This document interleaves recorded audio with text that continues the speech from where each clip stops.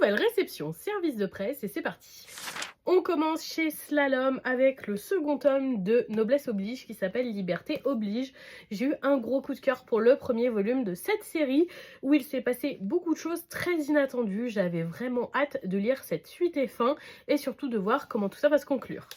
On passe chez Taifu avec le second volume de Kingsmaker. J'avais assez hâte aussi de continuer cette série. Le premier tome était introductif mais vraiment intéressant, donc j'avais très envie de continuer. On passe chez Doki Doki avec le volume unique Le Garçon et le Dragon. Je pensais pas qu'il allait être aussi épais, mais écoutez, au moins ça sera pas trop court. Souvent je trouve que les volumes uniques c'est un petit peu trop court à mon sens au niveau de l'histoire. Côté couverture, vraiment je trouve que c'est super beau. Les planches aussi à l'intérieur sont très belles. Ce premier volume était accompagné de plusieurs planches comme ça. J'adore quand Doki Doki font ça. Ils les impriment en grand et en cartonné. Et je trouve que pour faire les photos, c'est vraiment typiquement le genre de pack presse hyper chouette à avoir. Donc voilà, je vous montre un peu ça. Et on avait aussi quelques petites illustrations couleurs. Donc là, ça reprend la couverture et là, une autre. On passe chez Kurokawa avec le 12e volume de la Perfect Edition de Soul Eater. Super contente de continuer au format manga que je trouve bien meilleur que le format animé.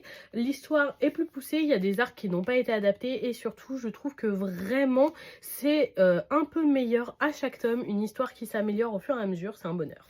On reste chez Kurokawa avec le 9e volume de Père Fouettard Corporation. Chaque fin d'année, j'attends le tome de Père Fouettard.